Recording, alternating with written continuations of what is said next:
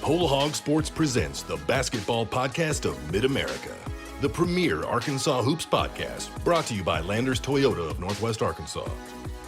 Here's your host, Whole Hog Sports basketball analyst Scotty Bordelon. Welcome into the basketball podcast of Mid-America. It is April 20th. We appreciate you listening in today. I think I can speak for the whole group here, saying it's nice these days to be able to continue recording this pod a month after the season ends, because Eric, and the way that him and his staff really work the transfer portal, it allows us to keep talking some ball as we, get close to May. I'm Scotty Bordelon, happy as always to be joined by Andrew Joseph of Whole Hog Sports, Ethan Westerman of Whole Hog Sports, and Bob Holt of the Arkansas Democrat-Gazette. Appreciate you guys being with me today. How are y'all doing? What's going on with you guys? Is anybody into the NBA playoffs right now? I was pulling for Oklahoma City to do better, to see see Jalen Williams and Isaiah Joe, but hey, at least they made the play-in tournament. But yeah, I actually watched the Lakers and Memphis last night. I was expecting a better effort from the Lakers, but I don't really care who wins.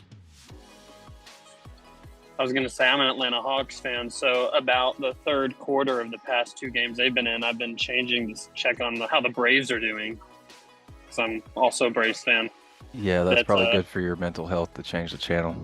Yeah, no, they got out to I think a 22-11 lead game 2 against the Celtics, and the Celtics went on some crazy run and just dominated from there. That's crazy. Y'all are letting Derek White get loose in this series. That's pretty insane. I can't even think about it. I need to get my mind off of it right now. Andrew, are you into the playoffs much? I'm not exactly. It's kind of hard for me to find a rooting interest in the NBA other than maybe guys that come through Arkansas, just because growing up in St. Louis, we never had a team or anybody to root for, really. I'll watch it if it's on, but I don't have a rooting interest unless they have some money on it or something. I got you. Yeah, that's the way to do it right there, buddy. Yeah, I'm not feeling super confident after 2 games with the Suns. They lost game 1 to the Clippers, and then they exercised some Scott Foster demons in game 2, and Book went crazy. But I guess to give the playoff conversation an Arkansas flavor, Bobby Portis has been getting busy in the postseason. He had 21 and 8 in the first game against Miami, which this is a series that I haven't really been paying a whole lot of attention to. Even though Bobby is a guy on that team that's counted on a lot, Miami is just not fun to watch. And then I can only Giannis is great, love watching him, but I can only take so much of him getting into his power move bag and drawing fouls at the rim and shooting free throws. I can't handle too much of that. But Bobby was great in game 2. He went for 13 points, 15 boards, 5 assists, and 2 blocks.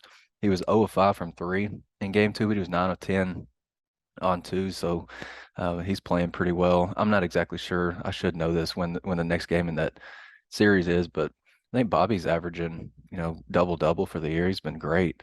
Probably didn't listen to this podcast to get into the NBA playoff talk, but I wanted to touch on Bobby. He's been hooping for real.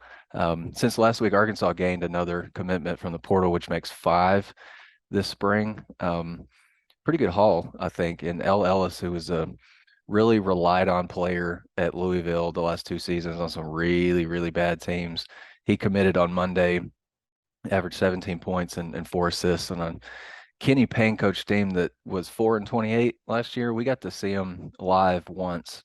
And if you watched them, outside of when they played Arkansas, really feel sorry for you. But I think, Arkansas did face them their first game in Maui, and I think L finished with 11 points on 16 shots, turned the ball over 7 times. It was not a great game for him. But I think that kind of shows you what he had around him. But I think from an Arkansas staff standpoint, they clearly, he was a take for him, saw enough in that scout to be kind of intrigued by him. Is there anything that maybe stands out to you guys, what maybe he can bring to the table? Well, I just think he'll be glad to be out of Louisville, and I don't think he'll score 17 points a game at Arkansas like he did at Louisville, but he'll probably have a lot more guys. I think he averaged over 4 assists.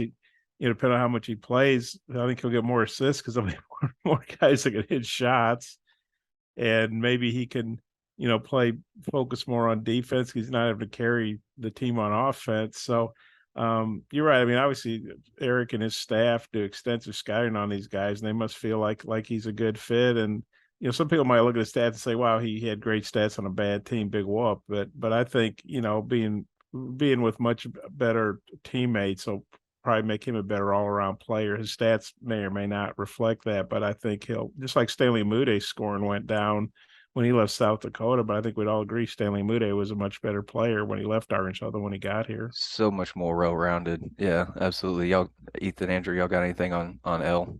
I just think Musselman's bringing in guys that can get the ball in the hoop, and LLS can definitely do that. And I think that's probably when you lose 90% of your scoring from last year, you're going to need to find guys that can get can attack the rim and shoot. And I think that shooting is probably a big area that they look to address in this offseason. I think he's going to provide that for them. To me, he just seems like a hooper. You know what I mean? And you put some, more talented pieces. Like if L went out and played with us he probably would, against a solid team, he would probably end up having all the numbers too. Because I don't know that we could really help him a whole lot. We'd win just as much as Louisville. Yeah, yeah. We only had 4 fewer wins. I was looking up some stuff on L when I wrote the commitment analysis for him earlier in the week, and I found this quote from Kenny Payne that I thought was really interesting. It was after, I think he went for 21 points and 7 assists at Duke, which, I mean, that's pretty impressive. I think Louisville, I think, jumped out to an early lead in that game, and then Louisville kind of did Louisville stuff from last season and it kind of fell apart. But L had a pretty solid game, like I mentioned. And afterwards, Kenny Payne was asked about L, and he said his impact on this team is immense. We go with him in essence in everything that we do. That's in walkthroughs, in practice, in games. And this was kind of the interesting part to me. His spirit. It's a tough thing to be a young man and to be a spirit child, because that's a dangerous position to be in. You decide to take a play or a week or a day or something off, and it affects a whole lot of other people. Do y'all know what a spirit child, like, what is a spirit child? Like, is that just kind of like the emotional leader on the team? Is that what you would guess that is? Yeah, I never heard that term before, but I would think the coach should be setting the tone, and maybe that's why Louisville was 4-28. Yeah, maybe just from an on-floor perspective, I guess, just in the locker room. I do think it needs to be said that Ellis, just like Tremont Mark, those two guys have declared for the NBA draft. Like they maintained their college eligibility. Otherwise, they wouldn't have committed to a new program. But I was kind of going through the roster yesterday, I guess on Wednesday, after Jordan Walsh declared for the draft, which we'll get into that later. But I kind of seem to forget or tend to forget that every now and then. It's not just I'm negligent to it. There's just I can't remember everything, when I go out and mow my yard and then my face puffs up because my allergies are attacking my brain. But strengths that I could find of L's game, and I reached out to Brooks Holton, who covers Louisville basketball for the Courier-Journal in Louisville, said he's really good, getting downhill and attacking the rim, which that sounds like, I mean, a lot of coaches are looking for players that can, get downhill off the bounce and create shots. But I think that's a strength of L's game, and he can be creative setting up teammates for shots as like a primary ball handler.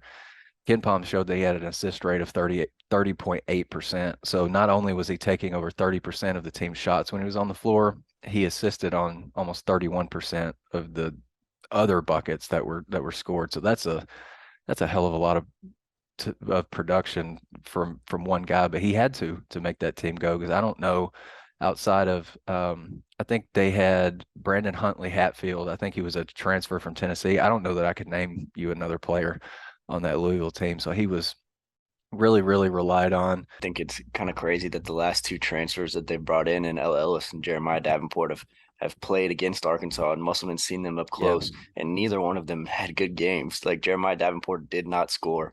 L. Ellis went 4 for 16 and had 7 turnovers. And then you're looking at guys you're bringing those guys into your program. So obviously those are outlier performances, and he sees something there, but it's just kind of a crazy stat. Yeah, I think at least for next season, you got to keep your coaching staff and your support staff intact, so you can't let that scout on those guys get out there. Little trivia for you guys: who had more assists last season, L. Ellis or Anthony Black? I'm going to say L. Ellis because I think he averaged 4 something. Well, of course, he didn't play as many games as Anthony Black did, but I'm going to say Ellis. Yeah, L still played 32 though. Yeah. Yeah. What you guys got? I'll go Ellis. I'm gonna roll with Ellis too, just because it feels like a trick question. So the answer is, and I looked this up today because I noticed when I was putting the analysis together that Ellis had 140 assists and 120 turnovers. So turnovers were an issue. I mean, I think there was a lot of over dribbling and just kind of pressing to make something happen out of nothing when like 4 guys are just staring at you and like, what are we doing here? AB had 141. So their assist numbers were essentially identical. Ellis had a few more turnovers, but I think there's like, in terms of what you can get with the ball in their hands, they were somewhat so. I mean, AB's a lottery pick. I'm not trying to compare the two players, but in terms of like shot creation, and God knows like how many more assists AB would have had if Arkansas had some semblance of consistent perimeter shooting. But it is pretty. I think it's pretty impressive that LL has still got 140 assists on a pretty bad offensive team. Beyond the arc, L was 36% from 3 on the right wing, 31% on the left. And a college basketball scouting video that I found and am absolutely head over heels in love with said that he made 18 threes from at least 25 feet out. So really like the range there. 76th percentile in spot up situations, ball handler in ball screen action, 65th percentile. I think there's just a lot to like. Like we can get into the weaknesses. Like I found this story from the 2021-22 season. Former assistant coach Mike Pegues, who I think is at Butler now, he was filling in, I think, for Chris Mack because L. Ellis played 1 year with Chris Mack and the second year with Kenny Payne.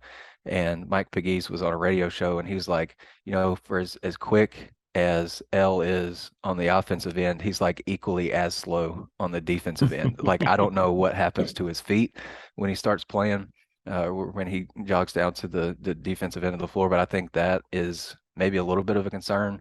But to me, and love to have y'all's opinion on this, I think if he can just make some strides defensively, like I think Pegues was like, he's just got to be better first defending the ball.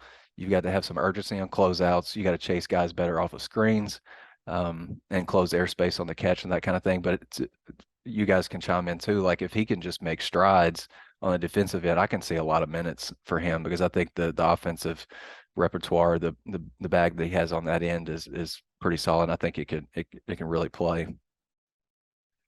Well, it sounds like he has a skill set to play good defense. Maybe it was a matter of he was doing so much on offense, he was coasting a little bit on or pacing himself on defense, or maybe he just wasn't committed or thought he was committed. But if he's going to play for Eric, he's obviously going to have to play really hard defense and play hard on that end. And if he doesn't play, they're going to say, well, we brought all these other guys, then you can stay over here on the bench, you know? So, I have to believe they had those conversations in the recruiting processes. You know, if you're going to come here, you know, defense is something that Arkansas stresses, and you're going to have to pick it up on that end. You know, can you do that? And the coaches must believe he can, or else they would have brought him in. So I was looking at some of Louisville's defensive numbers the other day just to kind of get a better picture of what he was working with over there. And 312th nationally in defensive efficiency, not great. And the reason I asked that question is like we've learned covering the team the last, I guess, since Eric's been here, really the last 3 years since they've started making these deep runs in the tournament. Defense is just a non-negotiable. And Arkansas has finished in the top 20 in defensive efficiency the last 3 years. So I think if he really wants to play big minutes, I think he's definitely going to have to make some improvements on the defensive end of the floor. Maybe just, I don't know if it's a JD Notae type situation. Like I think there's definitely something there to work with. And it's not like L is a small guard. Like he's 6'3", probably $180, which I would take that size any day of the week, obviously. Says the 5'10", 160-pound guy. But I mean, you've got length, you got some quickness. Obviously, he's got quickness because you see it on the offensive end, maybe not so much on the defensive end, but I think there's a lot to like about L. And if he does make it to campus, he's going to be a guy that I'm going to be really curious to see how he develops, especially on the defensive end, and maybe what they do with him defensive or offensively, because he can obviously be a primary ball handler for you. I think maybe there's more interest for me in terms of what he could do off the ball, and you put, maybe a Keon Minifield on it, that kind of thing. But just big picture, as the transfer group stands right now, does it have, to you guys, the pop maybe more or less than, maybe some of Eric's other classes to you? Yeah, I mean, I think it's a good group. Obviously, perimeter oriented, and we'll see if they add a big guy. I don't know if they need to add a big guy if everybody else stays. Obviously, Trevin Brazil's almost like getting a guy back in the portal because he played so little last year. But yeah, I like the versatility and the size and the experience and really the hunger. I mean, a lot of these guys, didn't play in the tournament. Some of them did.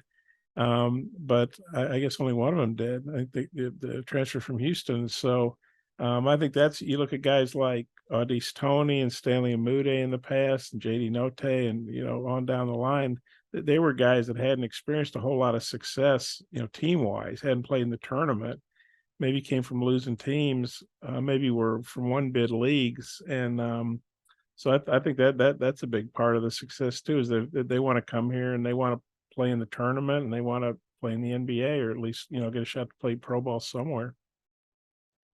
Real quick before we hit a break and then talk about Jordan Walsh declaring for the draft and do something fun before we get out of here today. Ethan, Riley Langerman on the women's side has decided to transfer. How did that news kind of hit you, and what is Arkansas losing with her?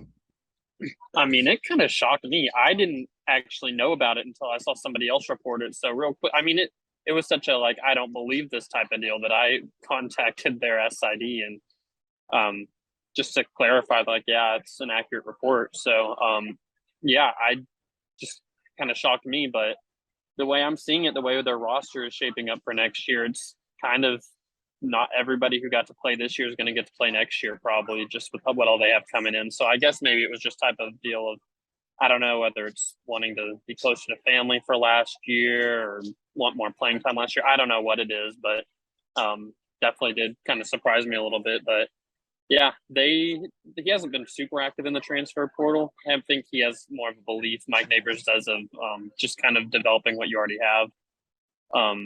So this one kind of shocked me a little bit, just because, she's been there for 3 years and is a real integral part of the team's kind of heartbeat. I feel like she just is not, she was their player who's always on the ground diving for loose balls and the energy player. So I know a lot of fans will miss her, but and she's a great student too. I think she's a biology major with a 4.0. So it just kind of surprised me because, in your senior year, coming around the corner and then to transfer means that, I don't know, something's going on there that to prompt that to want to happen. But they have a recruiting visit tomorrow. Speaking on a Thursday, it's tomorrow, Friday, the 21st, with a transfer from Oklahoma State, who had 23 rebounds in the game last year. So they're definitely lacking in rebounding. So maybe if they can call her in, can help out with that. Yeah, what else do you know about this visitor that's coming in? Is she a front court player? Like, is she gonna help, up front, like on the glass, that kind of thing? Yeah, she actually played, I guess. Yeah, for sure. I think she either averaged a double-double or really close to it. She plays in the front court. She was on the Arkansas Banshees travel team with Sasha Goforth, who's Fayetteville product, McDonald's All-American. Had to sit out last year because of a medical issue. Maybe medically retired. I'm not sure. Update on that situation. And then also with Jersey, Wolfenbarger, or Miriam Dowda. One of the two played with her on the Banshees. I think it was Wolfenbarger. So I think there's some mutual, connections there that might have helped prod this one along. Right. The Basketball Podcast of Mid-America is brought to you by Landers Toyota of Northwest Arkansas. Visit their showroom at 411 South Metro Parkway in Rogers or online at landerstoyotanwa.com. For all your automotive needs, shop Landers Toyota NWA in Rogers, where we guarantee you the best buying experience and best service after the sale in Arkansas. Landers Toyota NWA in Rogers.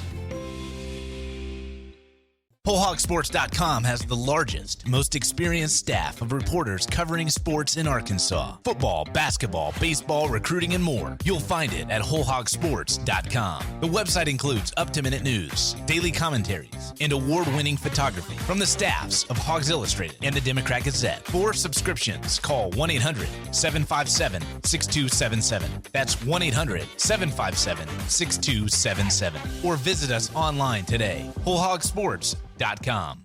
Want more coverage of your home team? Download the Whole Hog Sports Video on Demand app. Check out the Fan Zone and get up-to-the-minute videos, podcasts, and features on football, basketball, baseball, recruiting, and more. Search for Whole Hog Sports on Apple TV, Roku, and Amazon Fire at home. And take it with you on the go by downloading it for your mobile device in your app store. The Whole Hog Sports Video on Demand app. Get it today.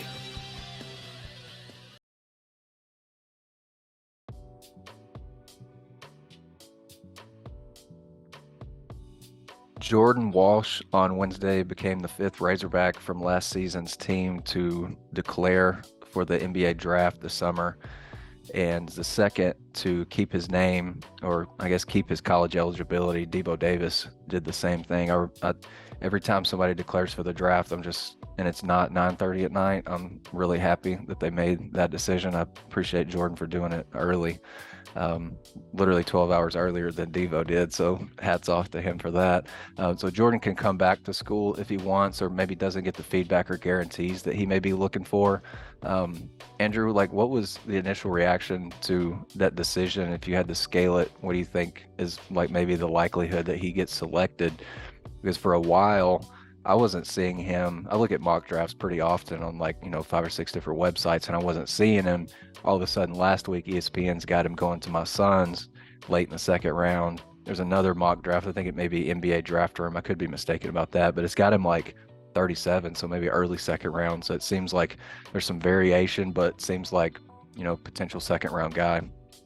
Yeah, I think when you go based off numbers and you look at his stat line and you see that he's declaring for the draft, that's a little bit of a shock. But as we all know, the NBA doesn't just draft off college stats. It's a lot of it's based on potential, and I think his potential is through the roof if he's developed correctly. Whether that's in the NBA or at Arkansas, I do think he has a lot of room for growth. But yeah, I think he really helped himself in the tournament, playing really solid defense. I think that's where his value is coming from. He had a really good game against Jalen Wilson in that Kansas upset. And I just think he does have potential to be an impact player in the next level. And I think, he's retaining his eligibility. So maybe he doesn't, like you said, have those guarantees. But yeah, I mean, it's a bit of a shock. But I think when he took this long to announce if he was going or staying, I think it lessened the shock a little bit. What you think, Bob? Well, really not a surprise. I think it was probably a smart move. As long as you retain your eligibility, this way you can go to workouts. If I think there'd be a good chance he'd get invited to the combine, because the scouts want to see these young, inexperienced guys. Want to see more of them, so he can. Doesn't have to withdraw. If he withdraws, he's got until May 31st, and that's a couple weeks after the combine's over. And so he can get a lot of experience, a lot of feedback. And if he hears what he wants to do, like last year, Jalen Williams, we weren't sure what he was going to do. He went to the combine, apparently heard what he wanted to hear, stayed in the draft. He was 34th. He ended up starting quite a few games for Oklahoma City and playing a lot, being a pretty key player for him. And so, of course, they didn't have Chet Holmgren, but Jalen showed he was ready. And so I don't think Jordan's ready for the NBA. That doesn't, but like Andrew said, they draft on potential. He's got a high ceiling. I don't doubt he'd be drafted. I don't think he'd be a 1st round pick, but if he does well enough in these workouts, who knows? And so, but I think it's smart to get the feedback. And then if he decides, hey, I just want to go play pro ball, I don't care where I get picked, and he'd probably, my guess is somebody pick him in the 2nd round, he'd be in the G League. Then I think he's an NBA player. It's like Andrew said, it's just a matter of, does he develop through the G League or does he develop through Arkansas? But my feeling is if he came back and had a big year at Arkansas, he'd be a 1st round pick and make a lot more money. But, I'm not an agent or anything. So I think it's a smart call on his part, and just, to get the feedback, and then he can make a more informed decision. I think it was back before the season, definitely before the season, maybe prior to the team's foreign tour, I remember we were in the interview room and Bud Walton and Jalen Graham and Jordan Walsh were talking to us. And I asked Jalen Graham about Jordan Walsh, and he said that Jordan kind of reminded him of Mikal Bridges. And I wasn't exactly sure why he said that. It could have been like, Jalen is from Phoenix. And I remember vividly that day I wore my Phoenix Suns shirt to the press conference. So I was like, is he just saying that because he sees the logo or that's where he's from? Or is it like a comparison that actually makes sense? And I think it does make sense.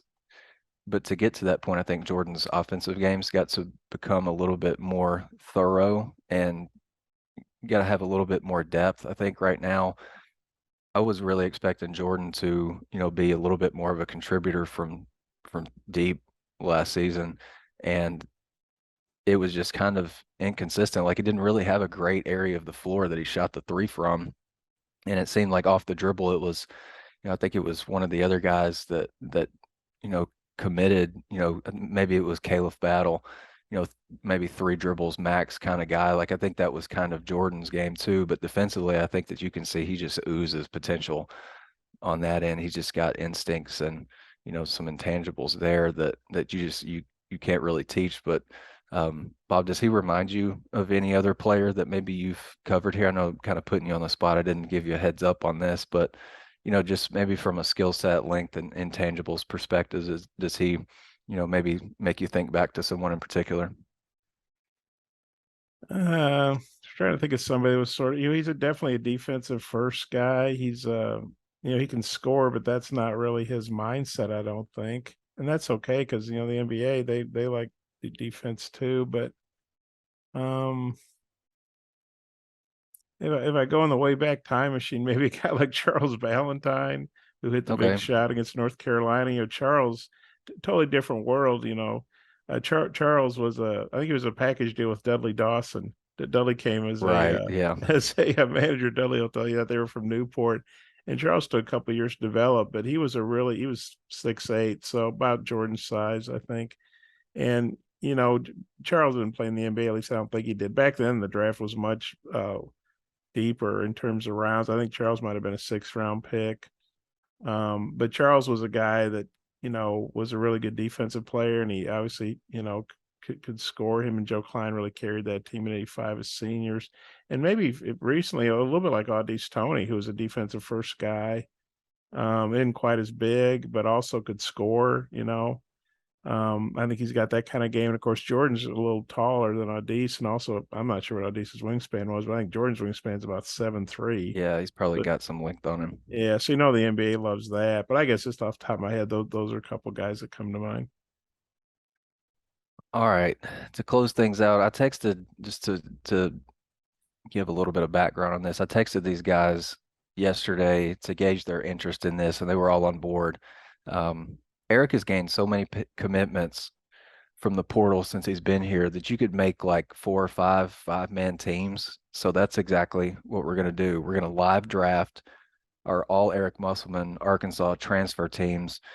And I did the draft order twice through Full-Time Fantasy Draft Order Generator yesterday just to make, because I did it the first time and it's always kind of sketchy when the guy that's doing the draft order gets the first pick. So I did it a second time and I don't have the first pick, but I do have the second one. So just to be perfectly transparent. What a coincidence. Really dropped yourself down there. I emailed it to you guys. That's how I wanted. I almost texted a buddy just to see if he could, randomly come up with it and send it to me. But what I got back was Bob will pick first. I'll go second.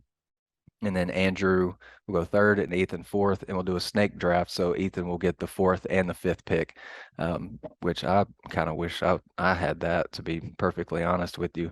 Bob, I hope you got your big board ready. You're on the clock, buddy. And to be clear, the 5 guys committed now are available. So shoot your shot whenever you're ready. Okay, it's pretty easy for me. I'm taking a JD Note. All right. You really shocked a lot of people with that pick. I really don't know what to do with this second pick. I mean, off the top of my head, I want to go with like a Trevin Brazile or a Justin Smith just to like solidify the front court, but I really don't know what I want to do. I think I'm going to go with Trevin Brazile. Andrew, you're up, buddy. Yeah, it's a good pick. I was gonna take him if you didn't, and so yeah, I have a similar thought. I think Justin Smith's gonna be going at the That's number a 3 good spot. one. Ethan, you're on the clock. Dang it, Andrew. I was hoping Justin Smith could somehow fall in that 4 spot so I could get a There's really no solid, way. but really solid. But I'm going to go with my first pick. I think I'm going to go with Ricky Council. Okay. I want that guy on my team. He can get you some points. And then I need to go big right here, but it's kind of hard to, turn down some of these guards. But I'm gonna do it. I'm gonna go with another guard. You know what? Give me Jimmy Witt. Okay. First pick of the second round. Give me Jimmy Witt. Did you know Jimmy Witt when you were a manager with the basketball team? I did. That's why I can't not pick him early because go. I don't want to hear it. That's smart. Andrew, you're up again, buddy. Yeah, I'm going Stanley Amude. Gosh dang it, man. You Justin took my Smith pick and right out from Stan under the my man. feet, buddy. I'm feeling real good about that. That's tough. That was exactly who I was going for. Let's see. I might need some ball handling here, but I don't know. I don't know who I'm going to take. Let's see. I think I'm going to go with, this might be a little bit of an upset, but I'm probably going to go with Jalen Tate. It's solid. Give me some defense and a guy that won't turn the ball over very much. Bob, you're up. Okay, I'm gonna go with one of the new guys, the Temple transfer, Khalif Battle. There you go. That's solid. I like that pick. I just about went with one of the new guys this year too. Okay, oh, Bob, you're up again.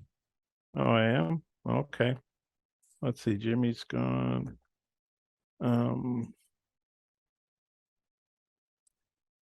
going to take Audice Tony. Another good pick, man. All right, so I've got Trevin Brazile and Jalen Tate so far. I don't really know what I need at this point, but I think I'm going to go with Tremont Mark. I really like Tremont Mark. My team, I think, is going to be really good defensively, at least three picks through this. Andrew, you're up. Yeah, I think I'm gonna have to go Mekhi Mitchell just because there's such a discrepancy after in the bigs and the guards and the transfer portal additions. Yeah, that's true. Oh man, I'm not sure how I feel about my team right now. I think I'm gonna have to go with Trey Wade. I just need a little bit of size right now, and he's a good option. He'll knock down threes for you in the Sweet 16 and lock up Chet Holmgren. I like it. If we were drafting right now on you have the ball, inbounding the ball with 10 seconds left up by 2, I'd be tempted to pick Chris Likes right now, but I don't think I need another guard. I think I'm going to go with, I need a dog in here. Give me Kamani Johnson. Give me Kamani. All right. That's a bold pick. Andrew, what you got? Yeah, I gotta go. I gotta get the guard spots filled, and I need some scoring. We'll go Ellis. Y'all keep taking my picks right out from under my feet, man. Good. That makes me feel good about it. Let's see. There are literally, I don't know, Vance Jackson's kind of an intriguing option, but maybe I'm just romanticizing the Vegas Vance that I learned about when I was writing his commitment analysis. So I've got Trevin Brazile, Jalen Tate, Tremont Mark right now. I think I'm going to go with Jeremiah Davenport. I really like him. I think he's going to give me some shooting. Bob, you're next. Okay, and my list is dwindling here of available guys I actually want to pick. I'm surprised Keon Minifield's not off the board yet, to be honest. I still have him right there. Yes. But I probably need some size. I think there's one clear option at this point if you need some size. Well, couple. But I tell you what, I think I'm gonna take Metafield. I like a good ball handling team. There you go. You're up again. You got another pick. Okay, well, see, that's good because then I could do it. Okay, well, I guess I need an interior presence, so I'm gonna go with Mikel Mitchell. Unbelievable. Now, who'd you think I was gonna go for? Oh, I knew that's who you were going to go for. That's why I was upset about it. Oh, okay. I think I'm going to go for some front court size. I'll take Connor Vanover. I mean, I think he's got some value in certain situations. But I guess if we're picking 5-man teams, he's going to have to be out there, huh? Andrew, your pick, buddy. Yeah, my fifth. I need another guard, and with my first two picks in Amude and Justin Smith, I think it affords me the luxury to stick Jackson Robinson on the floor because they're just going to cover for him on the defensive end, and he's going to come down and knock down a three. Yeah, they get some O boards too. Kick out to him for threes. I like it. Man, this is a lot of pressure on me because whoever I don't pick is going to go to free agency.